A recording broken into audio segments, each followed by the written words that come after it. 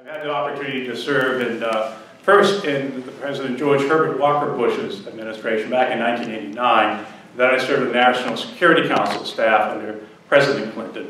And then I had the opportunity to serve as a lead Homeland Security Policy Advisor for President Obama. My first experience, I was a Coast Guard officer. I went to the Fletcher School of Law and Diplomacy from 1986 to 88, and the Cold War is going strong. In a large extent, security studies are almost frozen in time. A lot of the last real thinking about how to deal with security as a threat was almost pretty much done by the late 1950s. It was pretty much evolved to containment, deterrence. We evolved so a concept of a strategic triad. There was land-based, air-based, and water, subsurface-based missiles and so forth here, and how to wrestle with essentially what was thought as the real security threat, right? The threat of these two superpowers in conflicting systems, communism, capitalism, and so forth here, pretty much locked up in terms of the thinking by the late 1950s. And then we're largely in execution mode thereafter. That is, technically or operationally, how do we keep the containment working? How do we keep the technology and the weapons upgraded, spending money and so forth? But almost like a flat line in terms of the thinking about security. Everybody agreed the #1 threat was basically thermonuclear war, and containing the Soviet Union was a big part of that. There was a bipartisan consensus about this. Investments were made, without much debate. A lot of money obviously went into dealing with this risk. And that's where we were staying, and that's where I was educated in that 86, 88 timeframe. My dissertation was on presidential crisis decision making.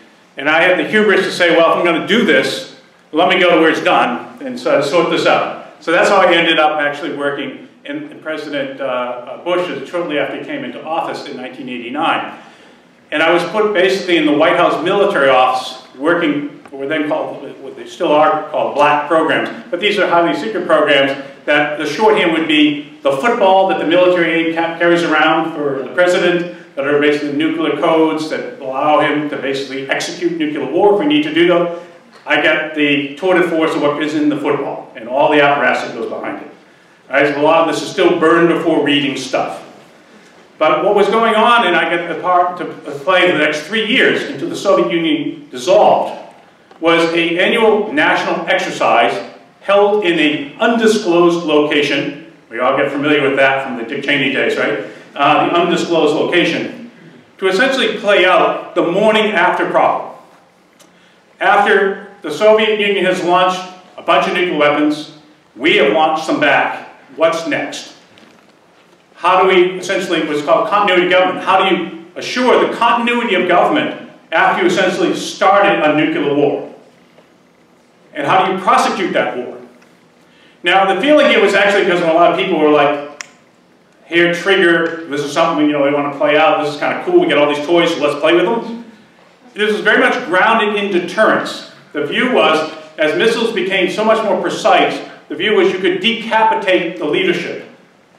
And therefore, there would be a potential temptation for the Soviet Union to believe they should launch in a crisis, because if I could take out the leadership, then they couldn't launch back, because if the president obviously isn't there to exercise control, then maybe we could get away with it, basically. So you had to demonstrate, and it was sort of a quirky world, because it had to be secret that you could do this, so they couldn't target what you're doing, but you had to let them know you were doing it, in order to, this is the somewhat overwhelming world we were in national security, to let them know you could do it, you could survive any attack. And the idea was, any attack, first strike, not going to work. You're going to get a lot of really bad stuff back your way, so don't think about it. Okay? Now, let me just put it in the context of what that attack would look like. And this is now more and more open. The way we understood, we had put together our plan. And they're going to love that time frame because we use very innocuous terms. So the attack plan for using nuclear weapons was called the SIOP, the Single Integrated Operating Plan. Doesn't that sound like something our computer science people would teach? This is a Single Integrated Operation Plan, or SIOP for short. Okay, basically is, here's all our weapons, here's what we're going to hit for targets, and then, if we have to do it again and again, there was sort of a way to play that whole thing out. Now, we didn't know, of course, exactly where the Soviets would use their weapons, right? There was a lot of effort and espionage and so forth to try to handle this, but we had a guess, and we call that the RIOP, the Red Integrated Operating Plan. Okay, this is our best guess at what we thought the Soviets would do as their first strike. Well, our best guess of what their first strike would be in 1989, when the population of the United States was 270 million people, was that we would have 150 million people dead. Dead. And probably about 40 million walking wounded.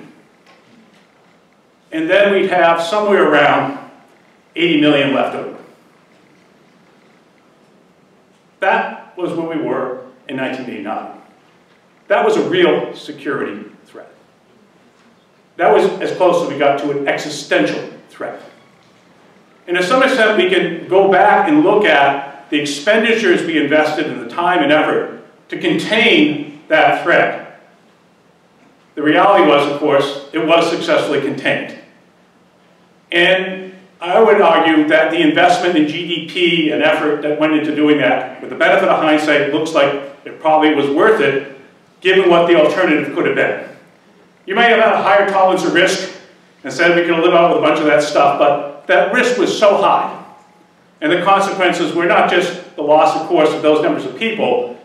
We all now have a better understanding of the science of thermonuclear war, the global winter, the whole series of things that now we're seeing on the climate side. All that would have obviously been accelerated in a way that was almost unimaginable.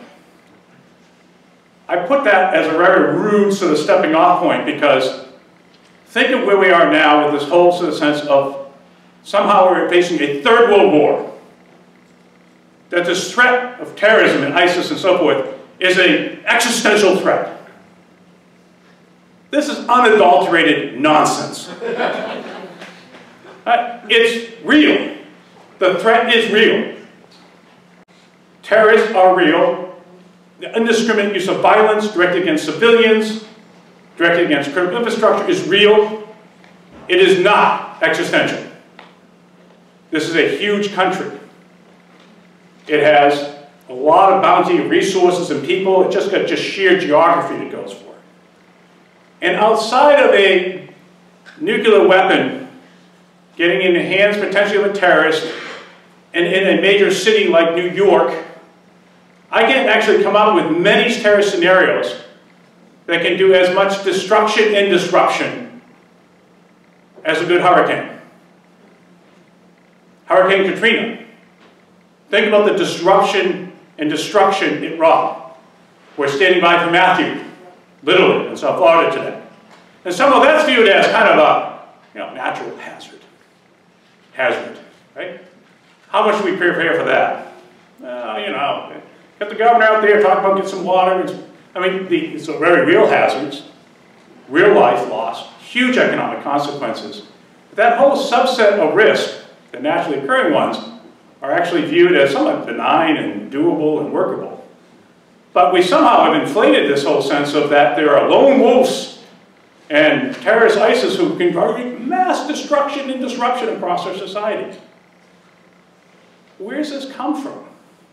Well, it comes in part, I would suggest, there is an element of the politics of fear, but there's also the fact that we've got pretty much a flat line in terms of GDP that we've been spending on national security since the end of the Cold War. We didn't really have, I mean, there's a little bit of come down, and certainly some adjustments in the 90s, but it wasn't like, whoa, it's done. That problem's upset. And then we spiked up after 2001. Now I'm going to go back to during Eisenhower and Kennedy and Johnson and Nixon and Reagan through Bush. I mean, you've got Bush Elder, you've got this real threat growing in precision and consequence and so forth here. So you can say, yeah, that middle of GDP against that level of existential threat warrants that investment. And we're pretty much at that same level today. But not investing, by the way, on things like dealing with hurricanes, dealing with earthquakes very well, or dealing with climate change and deluges and so forth here. So security, we've rooted in this whole year of man-made threat with malicious intent. That's security. That's what we're dealing with. The notion of security being fundamentally looking for the safety and well-being of people and what are the hazards, threats that are most likely to cause that problem and how we deal with it, that's not what we've been talking about when we talk about security, and certainly not in this election. So that's a real disconnect. But let's take, the seminal event of 9/11. I had served on this presidential commission that was co-chaired by two former senators, Gary Hart and Warren Rubbin, prior to 9/11. Amazing inertia. Oh, this is the other piece I really wanted to drive home, which is there was an inertia of, there's not a lot of reason for folks in the national security establishment and the intelligence community somewhere to go, hey, you don't need us so much anymore. Stop giving us so much money. I mean, the Cold War's over. It didn't sort of just step up and go, hey, war is sort of done. Let's kind of recalibrate here. Maybe states could use a little more for those hurricanes or tornadoes or whatever here.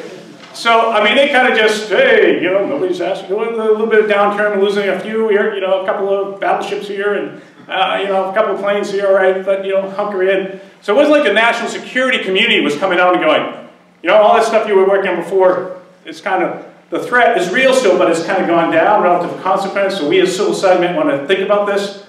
We just didn't think in the 90s. And so amazingly, it took to 1998, and it was actually Congress that required this, forced on the Department of Defense, you need to actually assess this changing national security environment we're in. Okay? I mean, hello, the wall came down like 10 years ago, 9 years at that point here.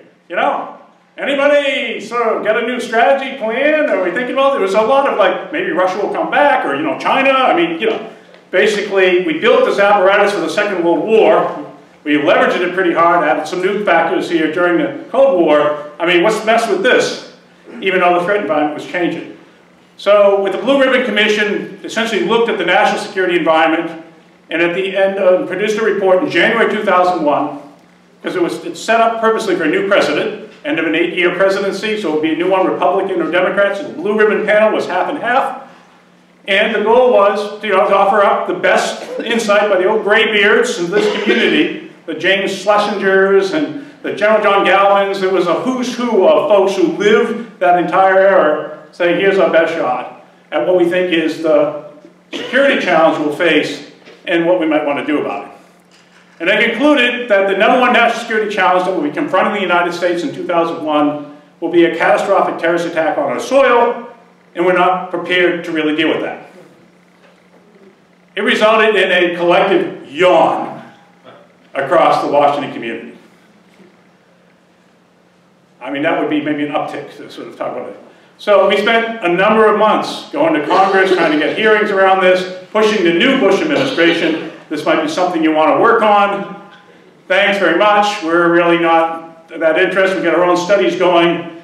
They finally, because there was enough pressure put on them, that the George W. Bush administration said, all right, we'll have to look at these studies. There were a couple others that were done as well, one by chaired by former Virginia Governor James Gilmore.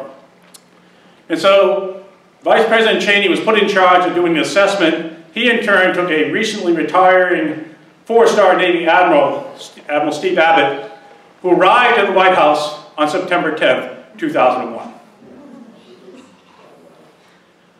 A very painful experience, I'll tell you, being in New York City on 9/11. But as rough as that was, being in the, knowing this is coming and we need to be prepared for it, what we had though was not a lot of, to that happened here, it was a, well, things are going to change now. But actually it didn't. I would argue here that what we did is after 9/11 is took the existing national security apparatus we had and we put it on steroids. We said we're going to deal with this threat by taking the battle of the enemy. We're going to do it over there, so we have to do it here. Only defense, offense. And we spent money like drunken sailors, if it was national security, to fight the war on terrorism. An enormous investment, obviously, the invasion of Iraq and Afghanistan to deal with that. And so, I'm going to, wait a second. The threat that we're analyzing here is an adversary who basically doesn't do this away-home game kind of divide here. I mean, that's kind of blurred. The targeting is increasingly at civil society and critical infrastructure, so maybe we might want to safeguard some of that. But that was not getting much in the way of traction, because we got to do whatever it takes to win a war on terrorism by taking the battle to the enemy. So I spent a bit of frustrating time suggesting here that there were a lot of actually vulnerabilities that could be addressed. And by the way, in addressing them, you could also make them less vulnerable to tornadoes and hurricanes and earthquakes and other kinds of stuff. That are real investment, but it's fundamentally at the state and local level that would need to happen. It's largely a bottom-up effort that we need to invest in, versus a hierarchical, put our military on steroids to go take out this threat. So where we are, I would suggest with this here, is that that process was a challenge. Because the politics of this were, you were seeing in the political cycle here as anything that was about planning for dealing with the reality of attacks should they happen, or dealing with these hazards, was viewed as defeatism. You're not working hard enough on the problem to prevent these things from happening in the first place. Now think about what the prevention strategy requires. It requires basically a lot of intelligence. Right? I mean, because this is a difficult adversary. They're not just set pieces of the Cold War, which you can monitor from space and see if they move missiles around, move too many trucks around, and get rails going, all that kind of stuff. I mean, these people didn't wear uniforms. They were, hard to figure out. So what do we need? We need a lot of intelligence in order to prevent this. So what we really ticked up was intelligence. We got to spend a lot on intelligence because that will allow us to detect and intercept the threat before it manifests itself.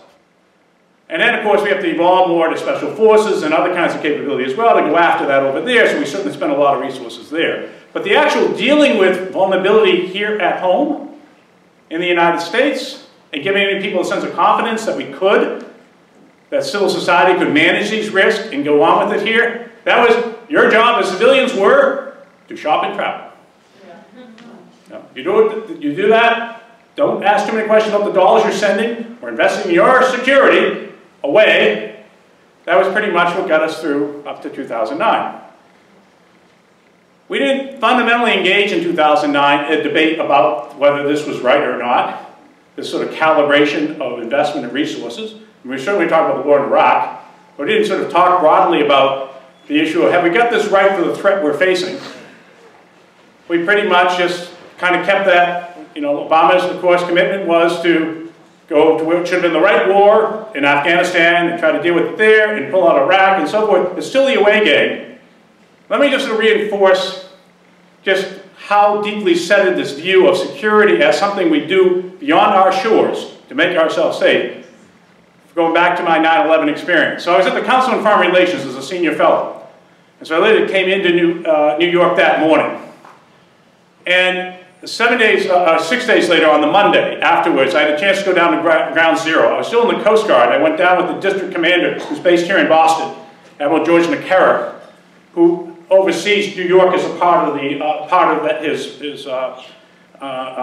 RIT. And so went down there at the time when adrenaline ran for a long time, but we call it in our business here between when you go from rescue to recovery. So basically, we kind of give up the hope that you're going to actually rescue folks. And that actually happened that morning. And you could sort of just see the decompression of all the folks who were there. Literally, the smells and all the rest of it were there. So the council had been shut down the week before, like virtually everybody else was going to have its first meeting, its town meeting, they call it here, post 9/11, this 6 days later, open to council members. Council members define themselves as the who's who of American life. They gather periodically to try to reinforce that impression with each other. They come to our lovely Pratt house on 68th and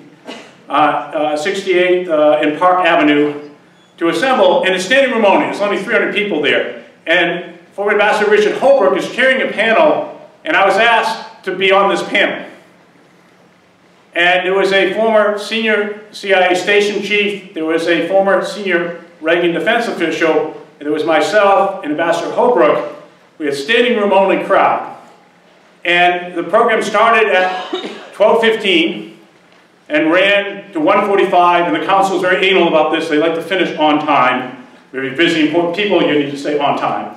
And so we went from 12:15 to 1:35 talking about the Middle East, talking about Afghanistan, Pakistan, challenges to deal with, obviously, the messy neighborhoods over there, and Middle East sets of challenges, so forth here. And then finally, at 1:35, Ambassador Hobart goes, "Oh, we have Commander Steve Flynn on the panel here with us as well. Steve, we're running a little out of time. Could you let us know, what your thoughts on all this was?" And so the surrealist, I couldn't tell you how surreal it felt for that hour and 15 minutes or 20 minutes that I sat there, because I literally had to come back, take a shower to get all the dust off from being down at ground zero. It's amazing how these memories, when they come back, they're still quite raw, right? But anyways, came back from there, had to get cleaned up, look my Sunday best for the panel. I'm on the panel, and I just sort of came out speaking. I said, how is this possible? That we just spent the last hour and 20 minutes talking about, all these challenges that are always quite real here, and not talking about this reality that just happened 3 miles down from us. And I suggested, I think I know the reason why. I suspect that the 300 of you came in here standing around suddenly because you didn't have the urge to talk about the Middle East, Southwest Asia, some of the challenges there. I suspect you came here because of that event, but you're programmed to think that the only way you deal with those things is as that away game. And even while it was playing itself in real time, we still weren't able to process. These are the establishment, national security, foreign policy officials, literally in the city, not processing that this is what in fact happened. And so we tailored security, still kept security, as that away game, dealing with messy neighborhoods and all that, and they are messy, and they pose challenges, and they're real, and we're not hearing virtually anything about that in this election. But we did invest time and effort in the here. What can we do to prepare civil society to deal with the inevitability? I sometimes put this, I know this is not, again, PC in this realm here, but terrorism is a bit like the flu. Yeah, we're going to get strains of it each season. Some are going to be real rough, some are it's a fact of life. We're going to have to manage our way, and we can manage our way through it. As we've managed our way through hurricanes, as we manage our way through earthquakes, as we manage our way by what? By drawing on the strength of our civil society. So, where are we at now with this election? I have actions I teach my students, sort of my 101 on security. I say smart security, that works, is always nuanced and almost always counterintuitive, which is why it trips up really bad people. Okay, they think, oh, I can do this, so they trip on something because it's nuanced or it's counterintuitive. Tough security is always simple, which makes it politically and bureaucratically attractive, and always ineffective for the people you're really worried about. It's static, it's stationary. I build a wall, I build a ladder, I dig a tunnel. I know what I'm up against. There's no subtlety. So, first lesson here is security, when I deal with it, is almost always nuanced. I mean, always nuanced, it always is, and almost always counterintuitive. Okay, secondly, don't ever overstate threats. That only gets a panic response from a society. If people feel, panic works two ways. One is I make you aware of vulnerability, and I make you feel powerless to deal with that vulnerability. That's what creates the panic response. It's not that I make you aware of vulnerability. If I empower you to deal with that, that's what most doctors do. If we hear news that's not so good, but we have chronic or whatever, imagine they said, ooh, yeah, that's pretty bad. Anyways, we may study this, get back to you, get an away game to take care of this.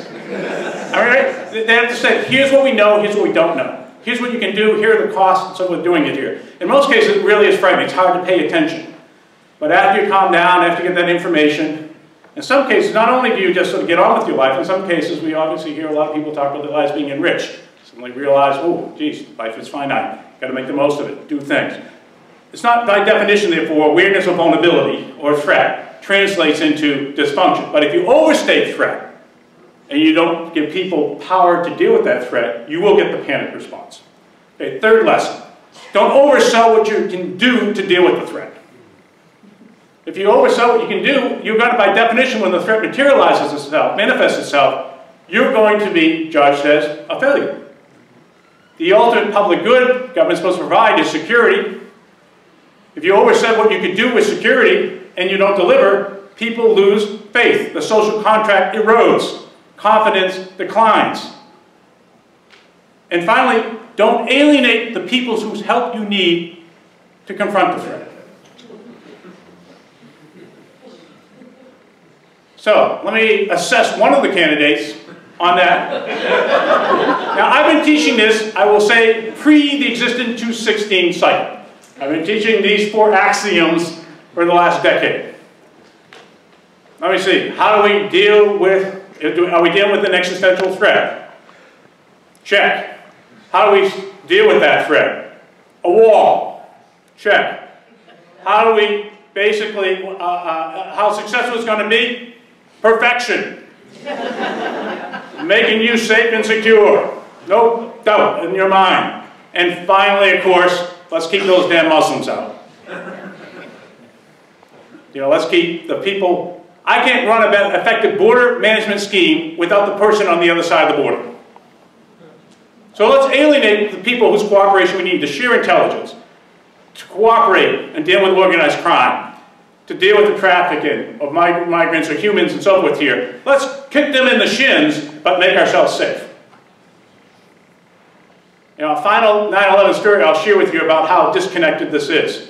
So on 9/11, going back to I started this talking to you about thermonuclear war. The machinery to manage the war was based in the Cheyenne Mountain out in Colorado Springs.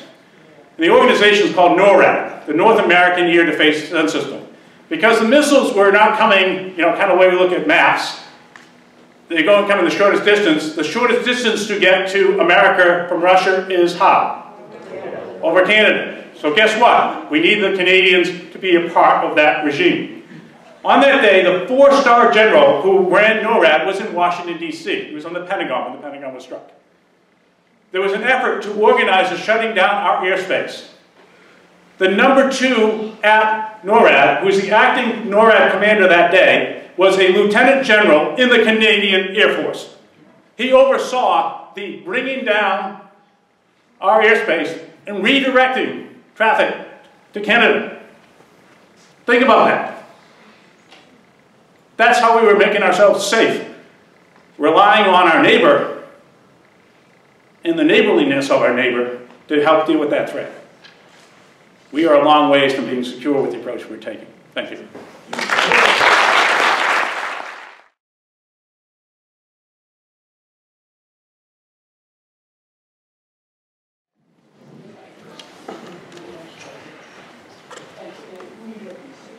Yes, I'm Steve McKnight. I'm a former professor of electrical engineering here. I have 2 questions. One question very simple. What are the cities that are causing the large? What are the cities that the murder rate is? And hold on to that, because the other question I want to know is, I'd like to know, Steve, what your concern is about the sort of new Cold War that has been developing around Alexander Putin and the United States' involvement in the coup in Ukraine. Yeah.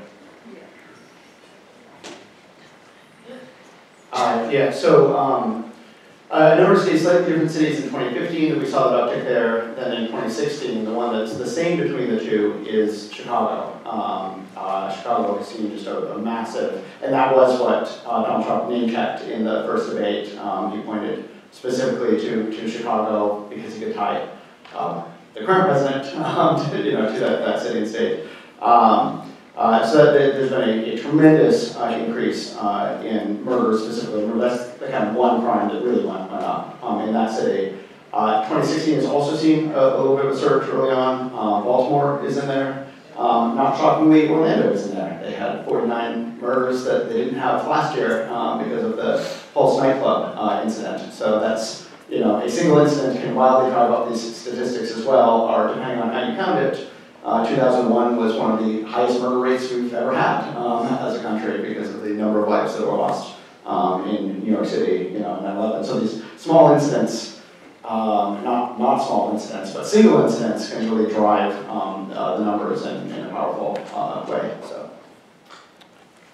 We'll go to Cold War, or pending possibility, right? So one, enormous appreciation given for the amount of nuclear weapons we have eliminated in both the Russian and U.S. arsenals, and of course we took them out of places like the Ukraine.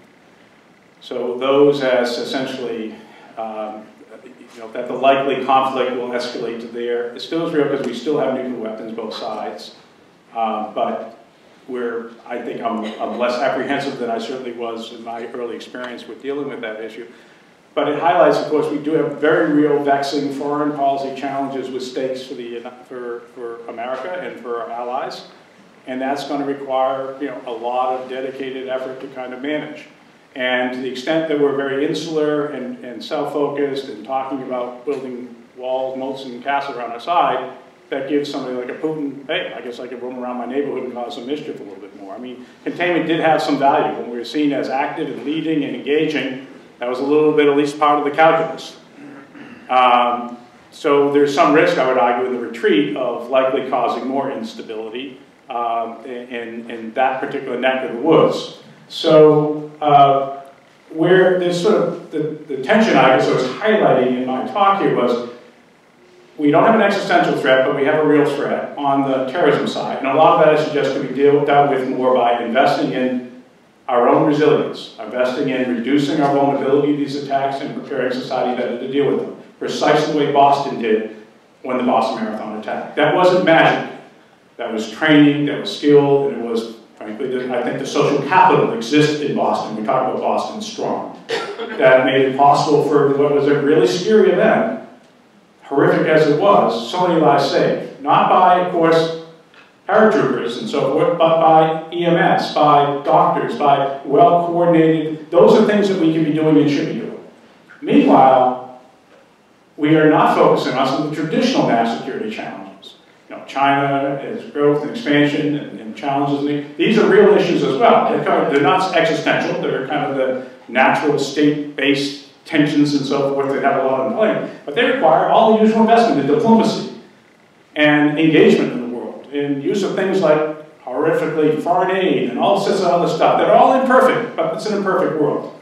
And so I would suggest here is that, again, those are real. My sort of feeling like I'm in an alternative universe is we're not talking in any serious way about some of these more traditional national security threats, and the way we're talking about the relatively new one, post-9/11, is completely wacky.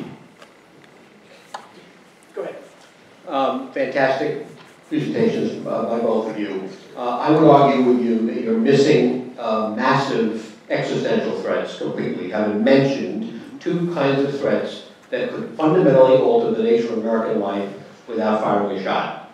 One is taking down the banking system. Two is taking down the electrical grid. My question is, are things like that, I assume they are, under active discussion and consideration, and what can be done to make the probability of those events, which would be existential, very low? Yeah. So the answer is we still got a lot of vulnerability and a lot of work to do in both these areas, but some work is being done. I mean, yeah, I'll push a little bit on, these are profoundly disruptive events. We have the means and should deal with here, but you know, we're not talking massive death. I said without firing a shot. Yeah, you can't take money out of the bank. I don't want to dispute it here, but I just, you know, really just say, that was really, really where that was, right? But obviously it's an entirely different skill set and investment to deal with these kinds of issues and a much different cast of characters. The core challenge here, when we stuck with national security on steroids in the approach after 9/11, one of the barriers to that is, okay, geez, if we actually address our vulnerabilities of what's critical to us and what's vulnerable, well, who's that involved? That involves states and locals. It involves civil society. It involves the private sector. But if your review of government shouldn't be involved in the affairs of states and locals, shouldn't be intruding on the private sector, and you're kind of squeamish about engaging in civil society, you have another alternative. Take the national security apparatus and put it on steroids. I mean, so there is this view of government here that basically requires that if we're addressing these issues, we're talking about government playing, you know, a role that a big part of our polity says that's not what government should do. But why do we need to do it? I would suggest at the federal level and at the international level. You know, a lot of our juice here come from electricity, and our peak demand season come from Hydro-Quebec and from New Brunswick. That's where it's generated, and it's transmitted to us. So again, let's build a wall on the border to protect ourselves from the Canadians. The stuff we need is on the other side, right? I mean, so one is we have to look at the systems as they are, which are often sprawling across multiple jurisdictions, and this risk, if it's a solar event, right, it's going to take down our grid, but it's also going to impact Europe's grid and everybody else, right? We're going to have a really, a lot of a mess. So what do? It is about electoral and engagement, bottom-up efforts. That's a big part of what my center does, is engaging with the utilities, the regulators, figuring out how we work our way through it. There's a technical complexity to this. There's huge policy issues. It's the kind of basic blocking and tackling you would have thought people were working with urgency after 9/11, but the reality was we were hopeful that if we could just put that genie back in the bottle, we wouldn't have to deal with it. Now, I think we're accepting, it's been for a number of years by anybody in the intelligence community and others, that we're not going to eliminate the threat, it's just evolved. Cyber physical threats now really are what largely put, of course, that in play, where cyber attacks and the financial, cyber physical on the grid. That requires a different kinds of approach. But there's innovations that we could do. I mean, at various technology sides, there's efforts we're doing with renewables that basically bring resilience by adding some redundancy. You know, you can't take it out in the same way. Those are all things we should be working on. It's actually something we're focused here at Northeastern, but we're not investing near what we should. So you're quite right about the threat and real, but we're not going very far with that. Okay, let me use my prerogative to ask a question to Kevin quickly. The data you have on the distinction between Democrats and Republicans and these perceptions. Controlling for race, I mean, so take white Democrats versus white Republicans. Are there variants among whites within the two parties? Because I figured some difference obviously has to do with the fact that the Democratic Party is a much more varied party racially. So I'm assuming that white Democrats have a different perception than white Republicans.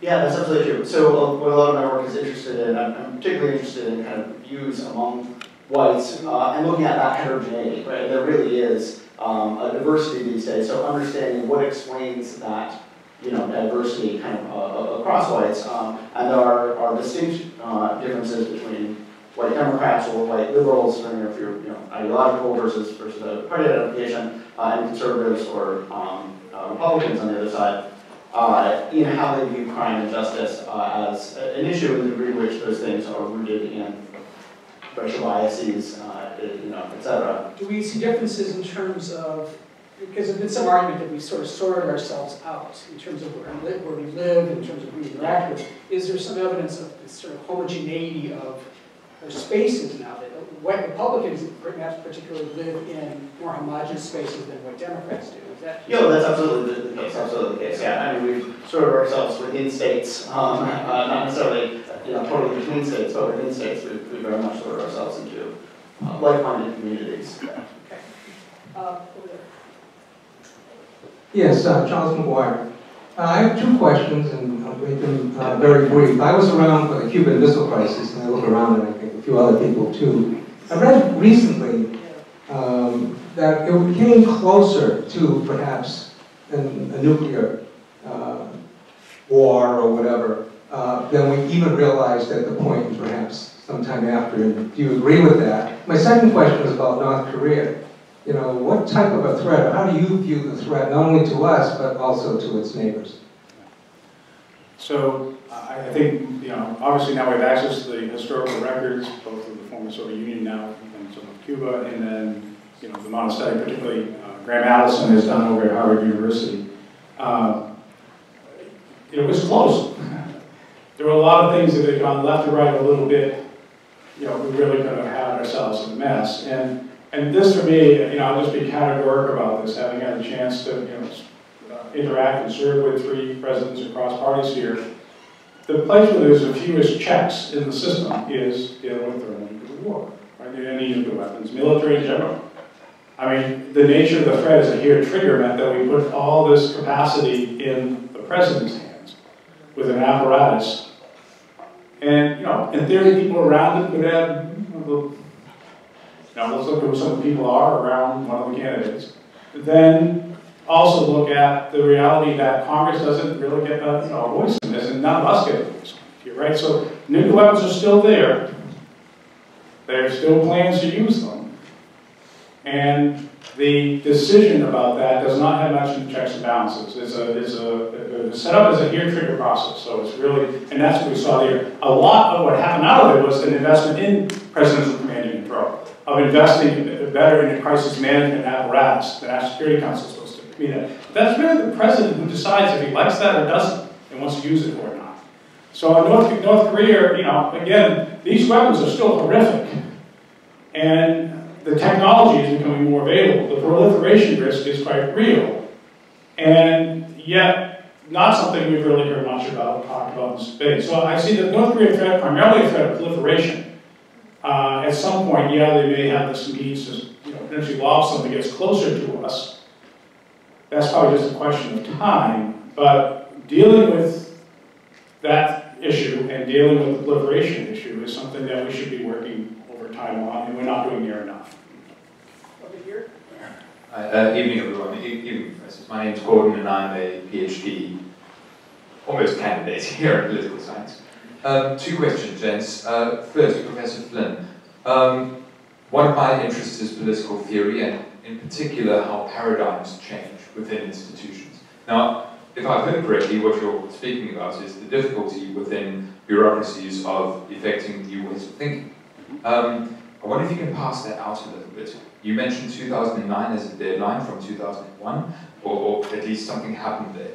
How do you imagine we might change our way of thinking? Is it a political thing? Is it from professors within academia? Is it a ground-up thing? How does change happen within paradigmatic thinking? And for Professor Dukakis, one of the oddities that remains in this election cycle that's carried over from the last 3 or 4 or 5 or whatever, is that we do think of racial groups as homogenous. Somehow we're still thinking about Latin American people as homogenous, where different national groups are actually often antagonistic towards one another. In your data, have you picked up any differences there that might make heterogeneity within these other groups noticeable? Kevin, why don't you go first? Yeah, that's an interesting question. So if I picked up anything in the data that might make my main interest is in studying studying heterogeneity in whites, as we just mentioned a second ago. And one of the major predictors of kind of where you land on that is the degree to which you believe groups are more homogeneous, and the degree to which you see your group as very much the same, and that you see yourself as tied up in that group, especially the degree to which you see your future, your children's future, whatever, as tied up in the successes of that larger group. So, I mean, it's one of those things where it'd be great to just say, it's wonderful if everybody could think of each other in more complicated, complex ways, but what psychologists have been telling us, forever, is that we need these, grouping categories. We need these stereotypes, is the bad word we use for them, but that we employ them all of the time, because the world's wildly too complex for us to just understand, the nuance in absolutely everything. So they're the lazy choice, they're what we go back to constantly, and they require a lot of effort to combat, these ideas. So that you're absolutely right that we still have very homogeneous views of what blacks are, and they live in hell, apparently, is what we just learned in the election, right? All of them, apparently, right, live there, right? And Mexicans or rapists and whatever, right, they're right, as a group. And it takes a lot of effort to combat that and to add nuance and heterogeneity. One of the things we know does that best is contact, So the degree to which we sort ourselves into groups, especially along the lines of race, we're preventing ourselves from learning that other groups are not necessarily exactly like us, or that they're not all the same, and have some universal characteristic associated with them. And so the degree to which we still have incredibly high levels of residential and occupational segregation in this country, and that's a huge barrier to learning that other groups are more complicated than some single descriptor that you might tie down. Maybe I'll actually link a little bit to your last question and this first one. One of the reasons why I pivoted a bit towards resilience. I tried to spend a lot of time saying there's a smarter way to think about security and do security, and didn't get very far because people think security is like a binary thing. But security or not, and so it has all the polemic and the politics associated with it. So the resilience, though, at a core effort, which is we all don't recognize resilience when we see it. It's when somebody's confronted with adversity, they manage to overcome it and often grow from it. And it's something we admire. If somebody's resilient, I mean, that's a sign of character. That's a quality that we actually generally sort of want to emulate.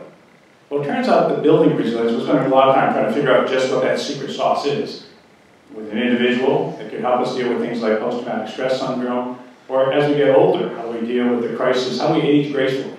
You know, that's where it's sort of interesting science and health science issues associated with that. But when it comes to getting to communities, and particularly looking at infrastructure systems with the grids and so forth, you essentially have to analyze and understand them, and then it's this bottom-up effort to build resilience into it. You have to design resilience, and then when things go wrong, you have to have the right people there to help you deal with the event. In other words, it basically talks about engaging civil society to accomplish it. One of our challenges, I would argue, that plays in the politics of fear, whether it's on the policing side or whether it's on the security side, is essentially we've been disempowered as citizens. We've disempowered civil society from dealing with risk. We have uniformed people to protect us, police. We have uniformed and this sort of secret squirrel folks to protect us, our national security apparatus. But we ourselves, we're largely powerless to deal with that. And that powerlessness, again, I would argue, feeds into that fear of other and some of the irrational behavior. But if you start working at a neighborhood and you build your way up on building resilience, you learn who your neighbors are. And you realize, it's a classic story, if you're drowning, you don't question who the hand is that reaches you. 1 1/3 of Americans will be unable to get themselves out of harm's way because they're too old, they're too infirm, or they're too young. A thing I often ask my younger people to do is find that 1 1/3 person and offer to be their buddy if something goes wrong. If they did that and you never had the incident, what would we have done? We forged a relationship. Probably an intergenerational relationship. We've basically started to make awareness of ourselves as individuals actually benefit more by the community. There's value with that. And I would argue it would be a bit of an antidote to this core issue. And so the paradigm shift is largely one that says security is something that is provided from above by professionals. And I often talk to the first responder community and folks in the national security world. I stole clearances and I irritate the hell out of them when I can.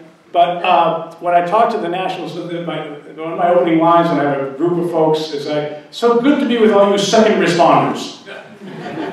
You can imagine how popular that makes them feel, right? But I follow up, look, the reality is there's never enough of you around at the right place at the right time. The real first responders are the bystanders, are the family members, are the neighbors.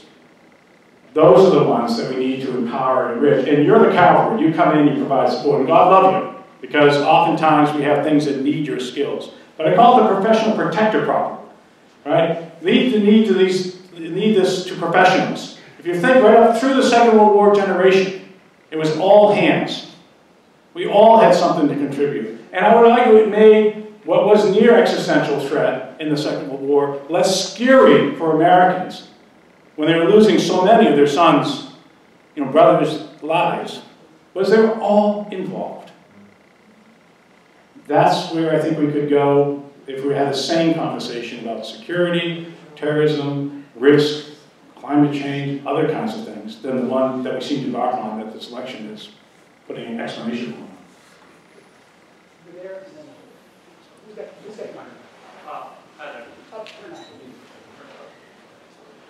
Hello. Hey. Hi there, my name is Connor, and I want to ask first for Professor Draculich about use of force in police. There was at some point a discussion of militarization of the police. I'm wondering first, what's the data? To what degree is that a real phenomenon versus a perceived phenomenon? And then, I'm sure you know more than I do, but there are questions about how is that affecting relations in communities. Does it help? Does it hurt? So that's my question. Then for Professor Flynn, I'm wondering what, if at all, is the role, has been, and what could be or should be the role of the federal government in sort of domestic security, I guess not necessarily policing, but like the TSA. I've heard major criticisms of that as an organization as a whole, as kind of an ineffective waste of money. What are your thoughts on that? Okay. Two good questions.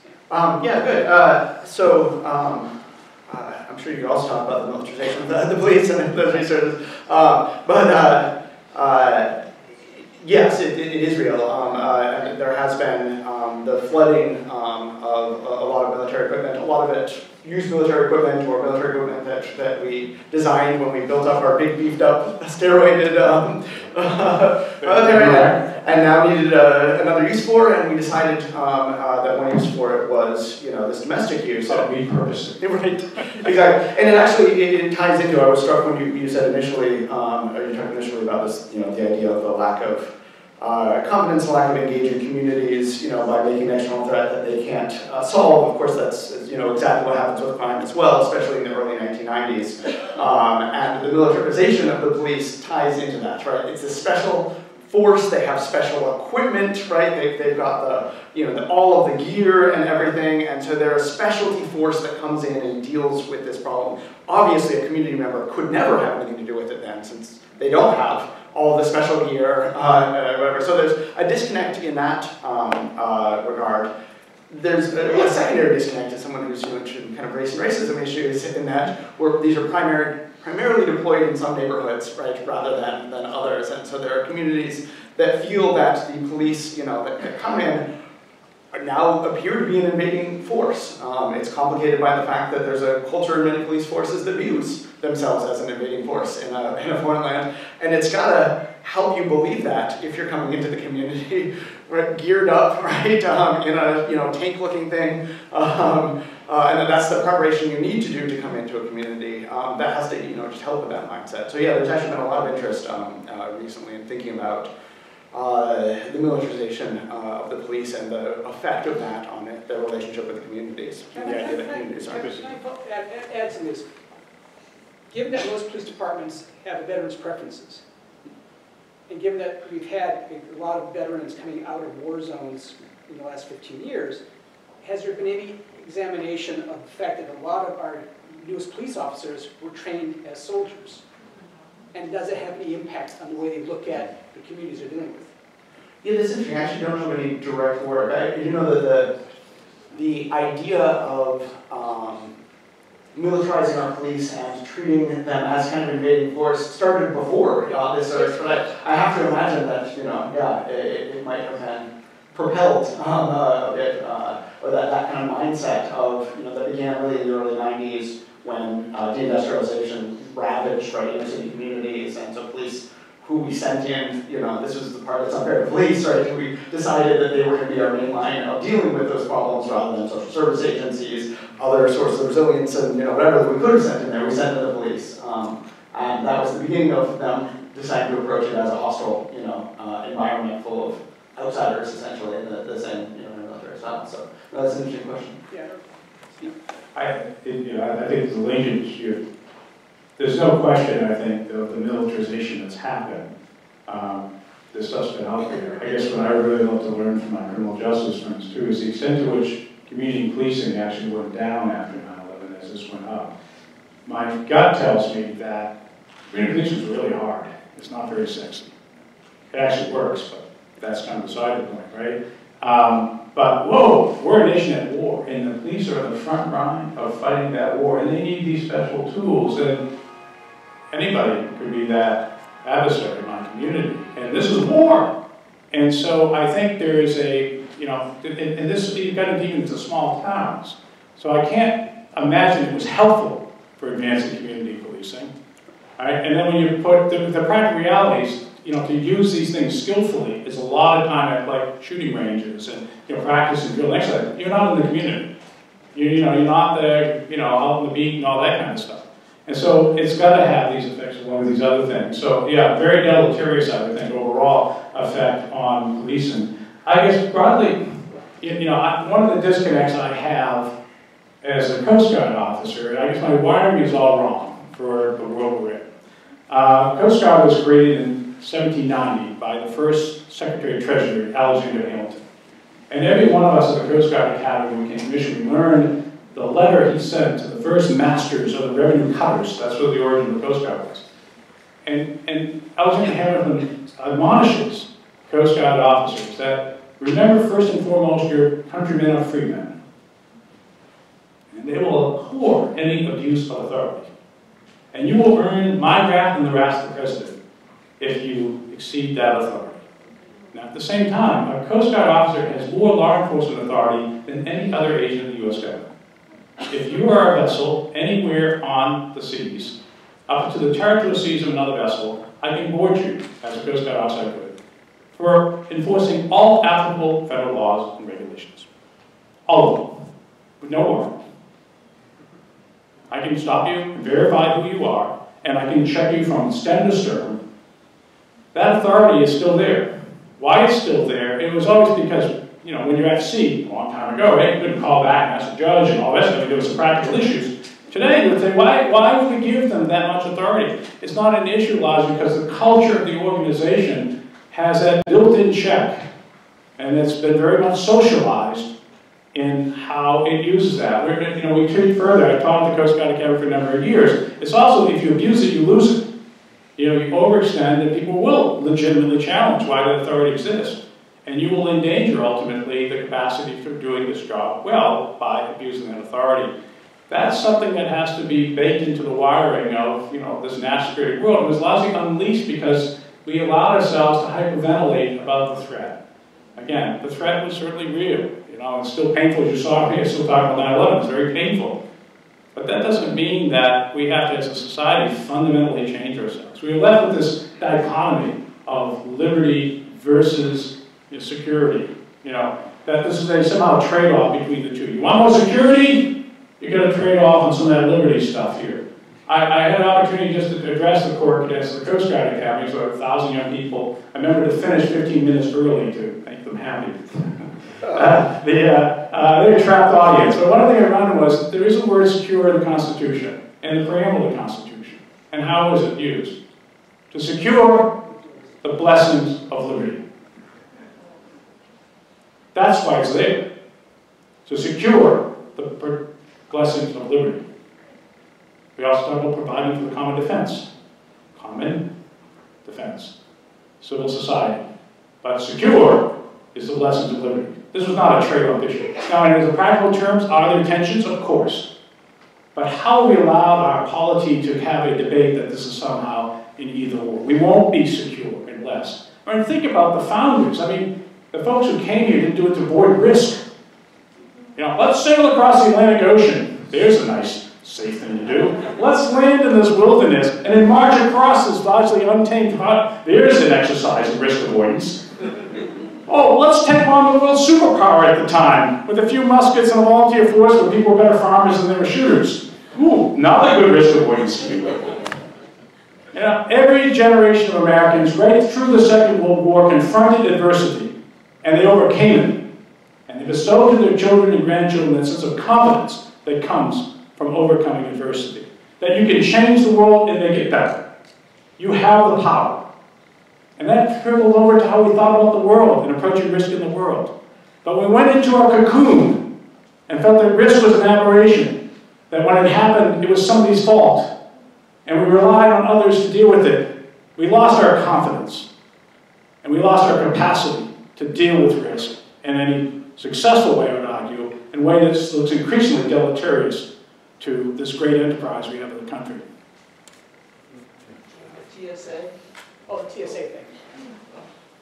You were going to answer a question on TSA that this gentleman... Oh, I'm sorry, I managed to dodge that one. I love the TSA. I can't tell you, my basic, you know, again, pushing before 9/11, I said the real issue is that if you don't address vulnerabilities, you almost always generate an overreaction. You know, because risk will feel unbounded, so people will be able to railroad through this draconian response, right? You know, if you went through airport security as I did pre-9/11, I didn't even know we had it. I mean, I don't remember really. I'm sure that I walked through some metal detector thing and all, but I just remember you could almost run right up to the plane. All right, I mean, so obviously we had some problems, and so when it manifested out the way it did, what do? We overacted. And what do we do with a simple solution, right? A tough solution. We're going to check every person, every bag, checking before they get. And at best, we've displaced the risk in a lot of ways. We sure put a lot of cost and inconvenience. It's not very smart. You know, as we saw with Brussels, why not attack the airport? Why do I have to do the airplane? And why would I do it after I went through security? I can do what all these people are hanging out here in the front place in the first place. I'm going to cause mass destruction and loss of lives.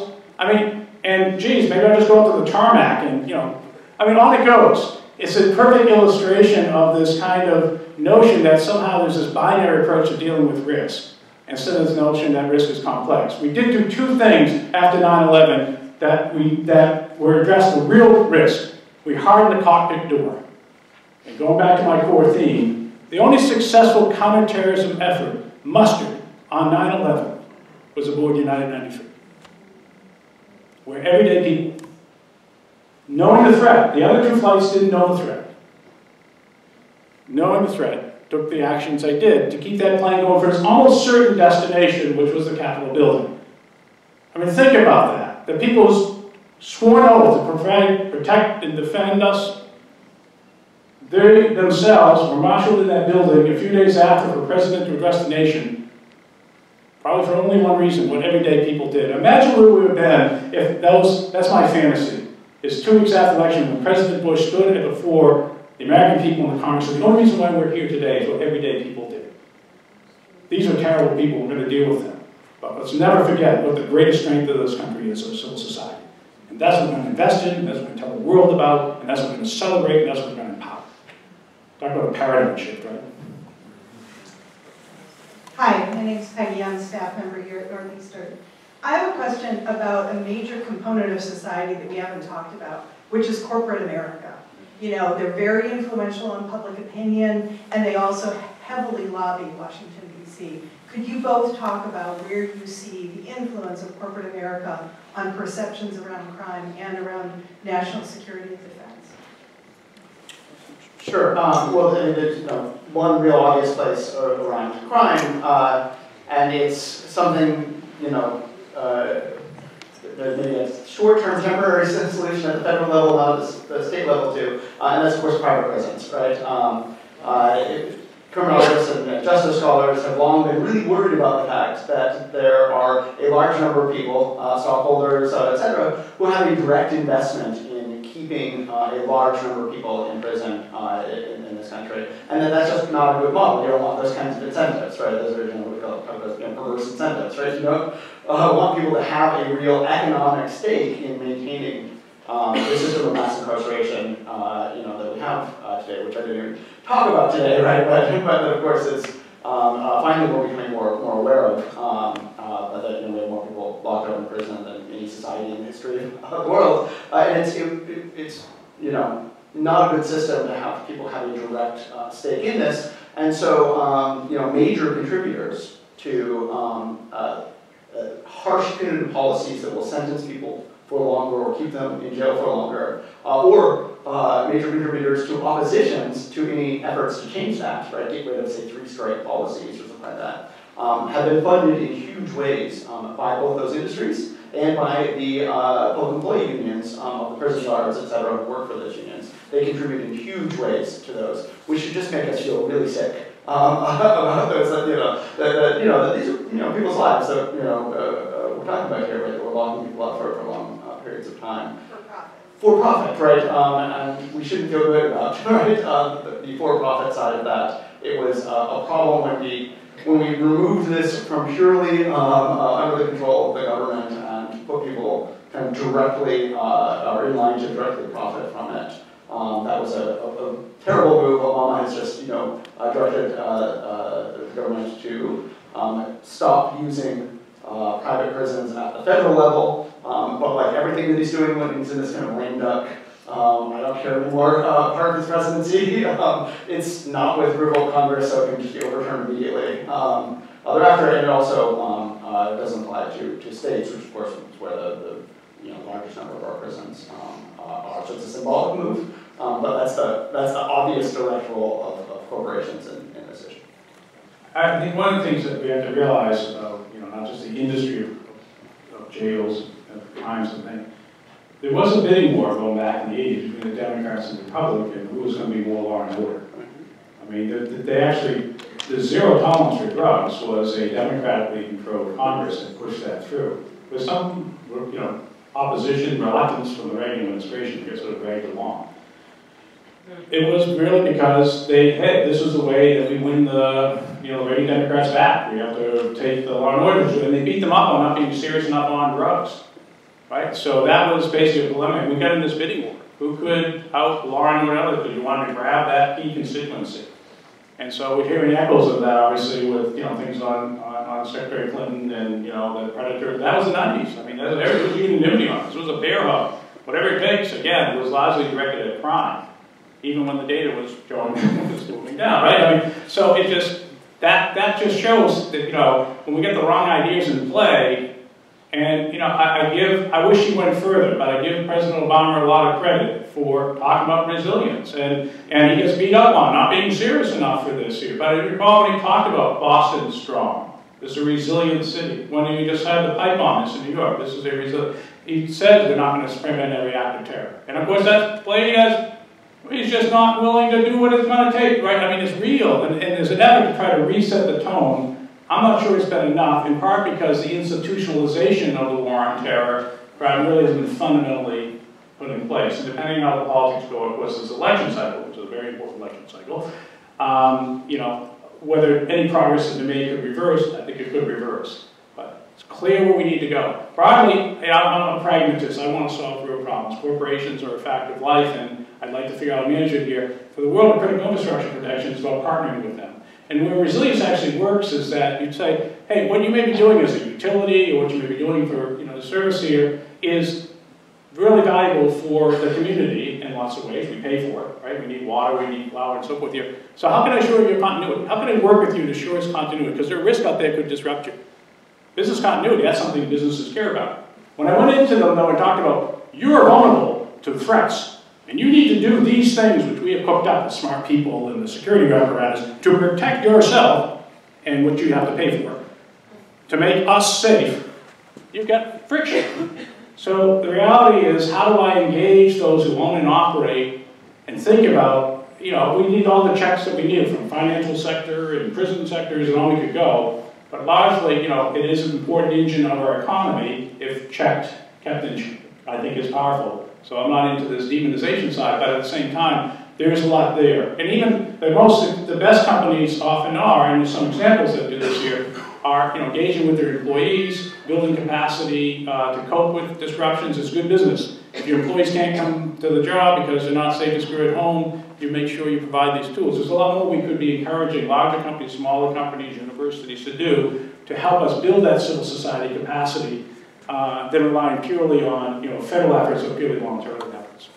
Back there, and then down here. Thank you. Charlie Fisk. Safety and security for both of you. One of the things that I hear in the political rhetoric is a sense of toughness, strong. I'd like you to comment on that, and because I think it's just a lot of chest beating that's taking place. And what do you both define as toughness, both in terms of law and order, and also in terms of national security, and taking a look at both the candidates, and then talking about that sense of toughness. We're going to make America strong. America is strong. And I'm looking at what they mean by toughness, and what is real toughness for both of you in terms of addressing either crime or national security. Thank you. Sure. Yeah, no, that's a great question.